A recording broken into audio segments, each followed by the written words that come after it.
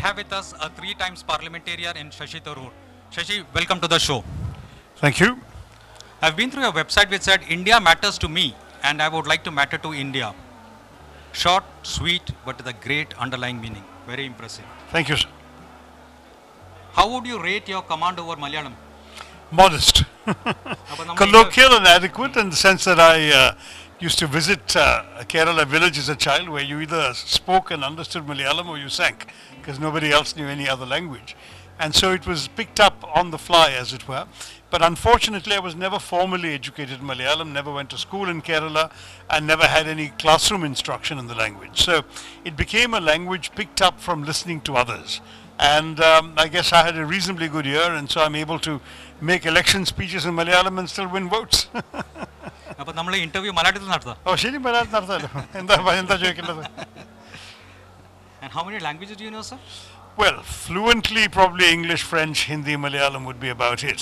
But I've, smatterings of Bengali, of Tamil, of bits and pieces of other languages you pick up around the world as you go along.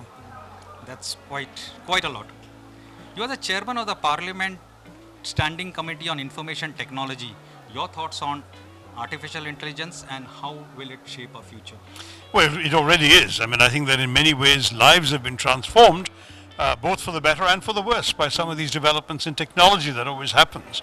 Artificial intelligence, sound recognition, voice recognition, face recognition, these are all AI-enabled developments that have changed so much. It's changed job opportunities, changed careers for people, changed businesses. I've often talked about the example of medical transcription, which was a growth industry in India at the beginning of the century, when American doctors would dictate their notes at the end of the day into a computer and they would go to sleep. The Indians with adequate training would be typing up during the daytime in India when the doctors were asleep at night, and they would zing their notes back to the doctors. So this was a booming industry, and India had about 95% of the world market on that. But what no one anticipated was how quickly the entire industry would collapse, because AI and AI-enabled voice recognition, speech recognition software came along, and now an American doctor could simply talk into his mic and the text would come up on the screen in front of him. End of story. He didn't need to have somebody sitting in India typing it for him. These kinds of transformations mean that lives are changing rapidly. There's a study by the Oxford Martin School that says that 30% of the jobs in the world in 2030 will be jobs that don't exist today.